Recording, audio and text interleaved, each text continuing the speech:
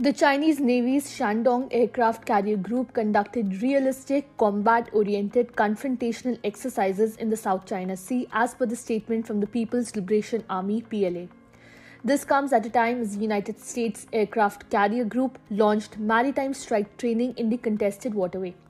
During the drills, which simulated hostile aircraft attacks, J-15 fighter jets took off from the Shandong and carried out interception training, according to the Global Times report. The reports further state that the carrier group practiced attack and defense on the surface, in the air and underwater. The U.S. Navy said that its Nimitz carrier strike group was also carrying out exercises in the South China Sea as part of its routine operations in the Indo-Pacific.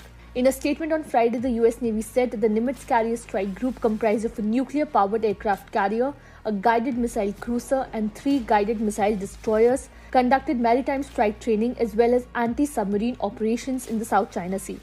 The carrier strike group also carried out integrated multi-domain and joint training between surface and air elements and flight operations with fixed and rotary wing aircraft, the Navy said.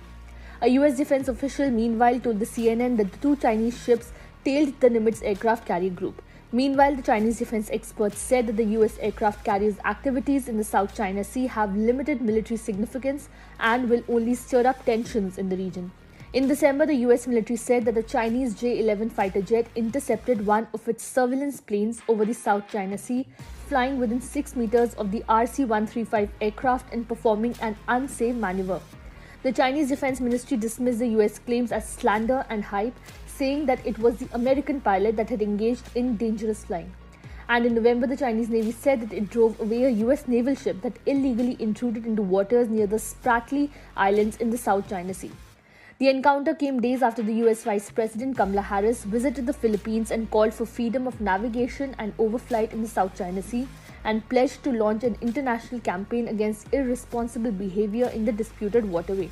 Beijing claims almost the entire strategic South China Sea and has established military outposts on artificial islands it has built there.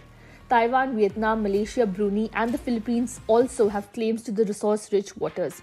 Washington calls Beijing's claims to the waterway unlawful and regularly sends warships through the area, calling it freedom of navigation exercises.